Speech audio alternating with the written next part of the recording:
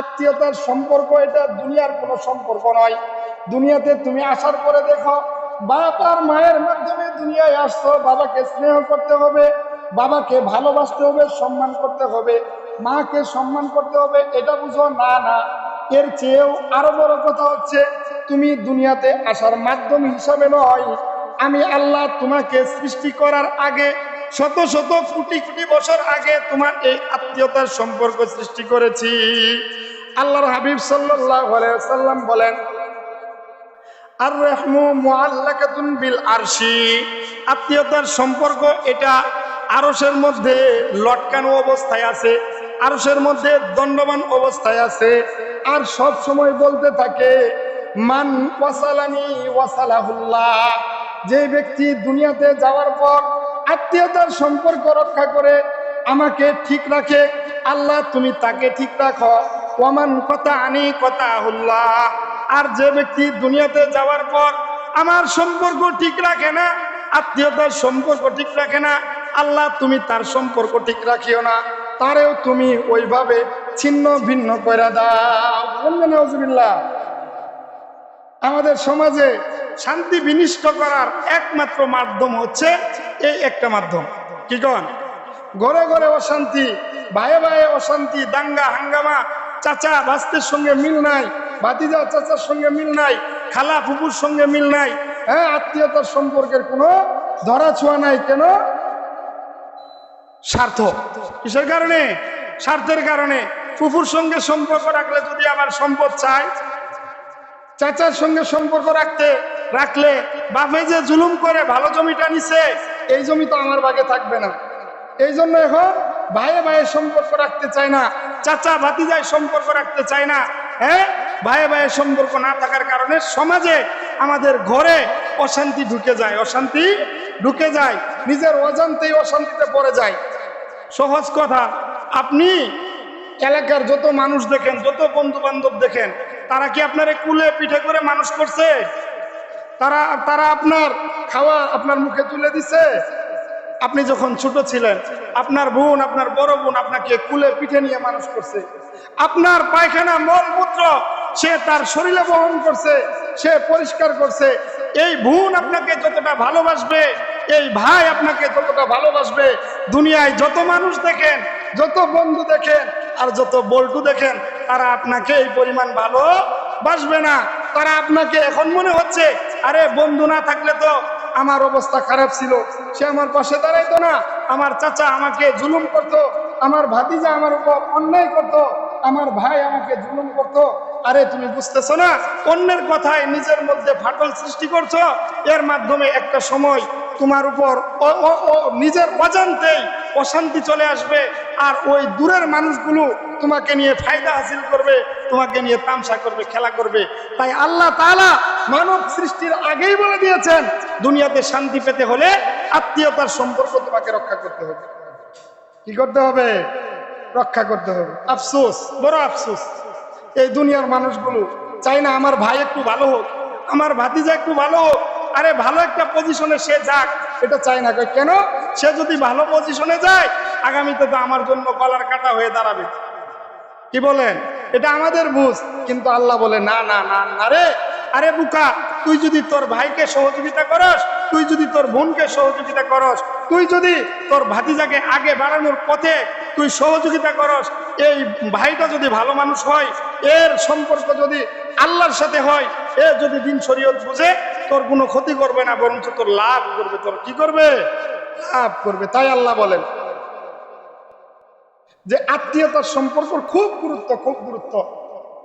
ইন্নাল্লাহা ইয়া'মুরু বিল আদলি ওয়াল ইহসান ওয়া ইতা'i যিল কুরবা, আল্লাহ তাআলা হুকুম করেন তোমরা তোমাদের আত্মীয়তার সম্পর্ক বজায় রাখো। এই আত্মীয়তার সম্পর্ক তোমার পাড়া প্রতিবেশীর সম্পর্ক, এখানে যাতে কোনো ধরনের ফাটল না হয়, নিজের স্বার্থ উদ্ধার করার জন্য তুমি আরেকজনের উপর জুলুম করবা, এটা যাতে না করো। এটা যদি করো তাহলে তুমি সীমা লঙ্ঘন করলে। কেমন সীমা লঙ্ঘন করলে? আল্লাহর নবী সাল্লাল্লাহু আলাইহি ওয়াসাল্লাম বলেন, মান কানা ইউমিনু বিল্লাহি ওয়াল ইয়াউমিল আখির ফালা ইউজি জারাহু।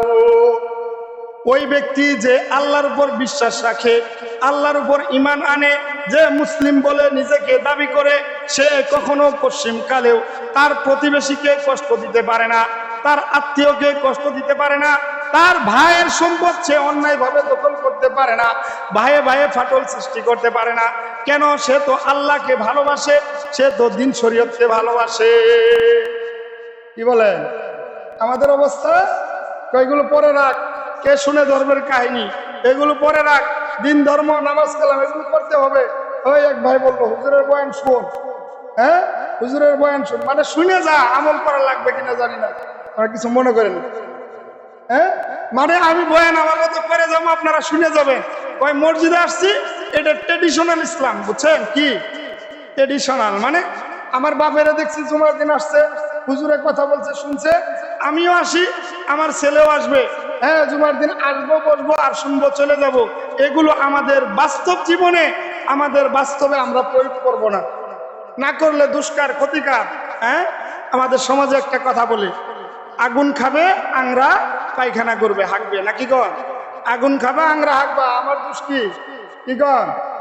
হ্যাঁ যে মার খাবে তারই জ্বলবে। কিন্তু সমাজের মানুষ বুঝতে চায় না, হাই আমার ভাই, এ আমার রক্তের সম্পর্কের ভাই, সে যদি ভালো হয় আমার জন্যই না ভালো, আমি ওই পজিশনে যাইতে পারি না, ক্ষতি কি?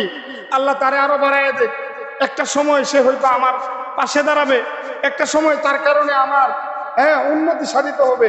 এটা দুনিয়ার মানুষ বুঝতে চায় না, আল্লাহ এটা বুঝাই দেয়। আল্লাহ কি বলে? বুঝাই দেয়। আল্লাহ বুঝাই দেয়। কিভাবে বুঝায়? আল্লাহর নবী সাল্লাল্লাহু আলাইহি ওয়াসাল্লামের কাছে মানুষরা অভিযোগ করে, আমাদের কাছে অনেকে অভিযোগ করে না, হুজুর আমি আমার বাইরে, আপনি তো কোন যে আমার বাইরে সহযোগিতা করি, সহযোগিতাটা করবো কিভাবে? এই কানার হাতে কুড়েল দেওয়া, বুঝছে? মানে এর হাতে যদি আমি এরা যদি একটা পথ দেখাই, এ আমারে সবার আগে ধরবি। কি কন? এই একটা অভিযোগ আমাদের আছে কি নাই? আছে কি নাই? আছে। এই ব্যাপারে আল্লাহ তাআলার নবী সাল্লাল্লাহু আলাইহি ওয়াসাল্লাম বলেন, আরে দুনিয়ার মানুষ, তোমার ভাই যদি তোমাকে জুলুমও করে, তোমার আত্মীয় যদি তোমার উপর একটু চড়াও হয়, তারপরেও তুমি নমনীয় হও, তুমি ভালো হও। কারণ লাইসাল ওয়াসিলু বিল মুকাফি ওয়ালাকিন্নাল ওয়াসিলুল্লাযী ইযা কাতাত রাহিমাহু ওয়া সালাহা। আত্মীয়তার সম্পর্ক রক্ষাকারী ওই ব্যক্তি নয় যে তার আত্মীয় তার সঙ্গে ভালো ব্যবহার করলে সেও ভালো ব্যবহার করে, ফুফু তার বাড়িতে বেড়াইতে আসে সেও বেড়াইতে যায়, চাচা তার সঙ্গে ভালো ব্যবহার করে সেও ভালো ব্যবহার করে।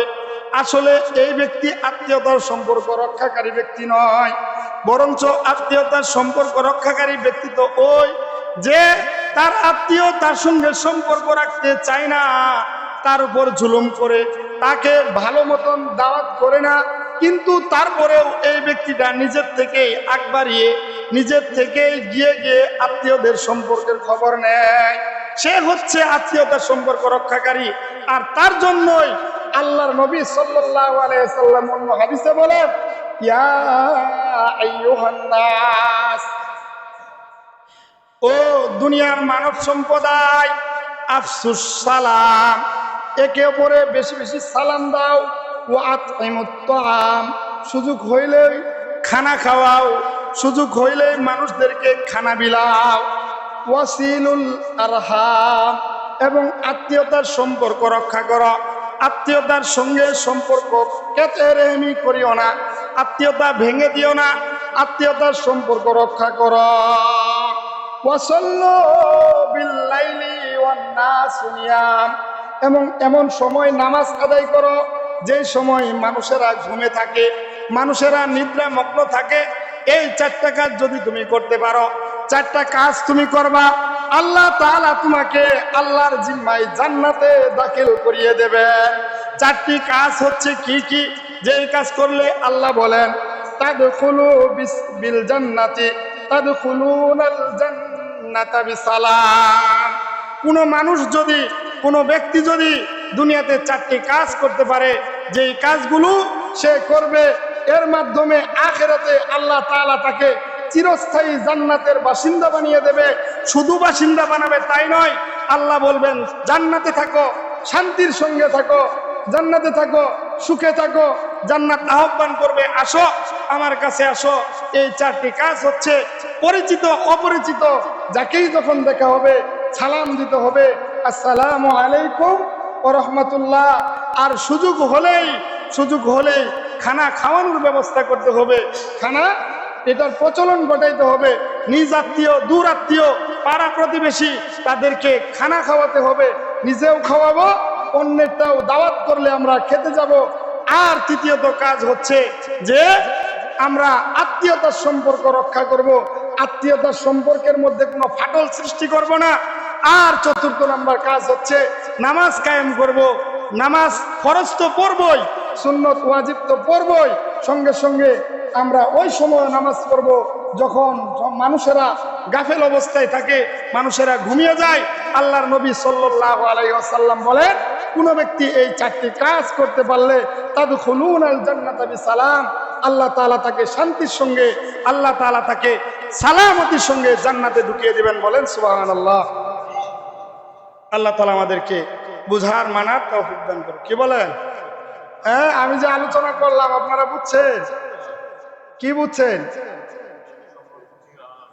চারটা কাজ করতে হবে আমাদের সমাজে। আপনারা খুঁজে দেখেন, এই চারটা জিনিসের রক্ষা না হওয়ার কারণে আমি শান্তিতে নেই, আমার পরিবার শান্তিতে নেই। আপনি দেখেন, একটা সময় আপনি বাহিরে গেছেন, কোনো কারণে আপনি দেশে নেই, আপনি ঢাকায়। তো আপনার ফ্যামিলির যদি কোনো অঘটন ঘটে, আপনার ফ্যামিলির কোনো ক্ষতি হয়, তাহলে সর্বপ্রথম দৌড়ে যাবে কে? আপনার রক্তের আত্মীয় যারা, সেই যাবে। কিন্তু এখন টাকা হইলে, বাড়িতে আসলে ওই যে ভাইয়ের সম্পদ ভাগ করে দেওয়া লাগবে, এই জন্য ভাইয়ের সম্পর্ক রাখতে চায় না, কয় না এর সাথে তো সম্পর্ক রেখে লাভ নাই, অন্যের সঙ্গে সম্পর্ক রাখি। এই কারণে আমাদের অশান্তি সৃষ্টি হয়। তাই যদি কোনো ব্যক্তি, আমরা যারা আছি, আমার ভাই যদি আমার উপর জুলুম করে, তাহলে সে হয়তো এখানে আছে, আমি যদি জুলুম করে থাকি, এই জুলুম থেকে আমি ফিরে আসি। কারণ আর জুলমু জুলমাতু ইয়াউমাল কিয়ামা, জুলুম কিয়ামতের দিন ভীষণ অন্ধকার হয়ে দেখা দিবে, ভীষণ অন্ধকার। জুলুমের কারণে মানুষ শান্তি পাবে না। তো এই জন্য নিজে ফিরে আসি। আমি যদি কোনোভাবে জুলুম করি, হ্যাঁ, বড় ভাই, বুঝলেন না, আবার কেউ মনে করেন না হুজুর বড় ভাইয়ের বলতেছে, বড় ভাই বাপের যে রাস্তার সঙ্গে জায়গাটা, এটা পুরাটা নিয়ে বাড়ি করে বসে আছে। এখন ছোট ভাইয়ের কথা, ওই পাকারের ওই পাশে যা, পাকারের পার দিয়ে বাড়িতে যাবি, কি কন? মানে খুব ভালো ব্যবহার করছে, কি কন? এখন ছোট ভাই তো মানুষের কাছে যায় ধর্ণা ধরে যে আমার ভাই আমার এই ক্ষতি করতেছে। এই জন্য আল্লাহর রাস্তায় এই কাজটা করবেন না। পরামর্শ করেন, আপনার এখানে জায়গা করে অল্প করে নেন, দুই ভাই, অথবা একটা রাস্তা রাখেন, এই পাশে তুই থাক, এই পাশে আমি থাকি, কি কন? শান্তি আসলো। বাপের সম্পদ যদি না থাকলে কিছু করার ছিল? হ্যাঁ, কিছু করার ছিল? ইজা নাজারা আহাদুকুম মান ফুজিলা আলাইহি ফিল মালি ওয়াল খালকি ফালয়ানজুরু মান আসফালা মিনহু। আরে তুমি যখন তোমার চেয়ে উচ্চ পদস্থ কোনো ব্যক্তির দিকে নজর করো, তুমি নজর করো তোমার চেয়ে নিম্ন পদস্থ ব্যক্তির দিকে, তুমি নজর করো ওই ব্যক্তির দিকে যার বাড়িতে থাকার ভিটা পর্যন্ত নাই। তাহলে না তোমার নিয়ামত বুঝে আসবে আল্লাহ তোমারে কি পরিমাণ নিয়ামত দান করছে। তুমি মুসলিম ঘরে জন্মগ্রহণ করছো, তোমার জন্ম কতটা সুন্দর হয়েছে, তোমার বাবা তোমার জন্য অল্প জায়গা রেখে গেছে, তোমার বাড়িতে যাওয়ার রাস্তাটা সুন্দর হয়েছে, তুমি চাও ওই অজপাড়া গায়ের দিকে যেখানে যাওয়ার জন্য নৌকা ব্যতীত কোনো কিছু পাওয়া যায় না, রাত্রিবেলায় রুগী হইলে সে আসতে পারে না, তখন না তুমি তোমার নিয়ামতের কদর বুঝতে পারবা। কি কন? কই এখন আমার বাড়িতে রাস্তার সঙ্গে, আরে আমার আর ঠেকাই কি বলেন? কই এবার ও আসতে হলে তো আমার সামনে দিয়ে আসতে হবে। এই যে একটা অবস্থা, এই অবস্থাগুলো একজন মুসলমানের থাকা এটা নয়। কারণ আল্লাহ রাসূল সাল্লাল্লাহু আলাইহি ওয়াসাল্লাম কসম করে বলেছেন, ওয়াল্লাহি লা ইউমিনু, ওয়াল্লাহি লা ইউমিনু, ওয়াল্লাহি লা ইউমিনু। ওই ব্যক্তি ইমানদার নয়, ওই ব্যক্তি ইমানদার নয়, ওই ব্যক্তি ইমানদার নয়। আল্লাহর কসম, যার কারণে তার প্রতিবেশী সে অনিশ্চিত থাকে, যার কারণে প্রতিবেশী ভীত সন্ত্রস্ত অবস্থায় থাকে, জুলুমের শিকার হয়, সে কখনোই মুসলমান নয়, ইমানদার নয়। দেখতে শুনতে মুসলমান মনে হবে, কাল কিয়ামতের ময়দানে আল্লাহ থাপা দিয়ে ধরবে।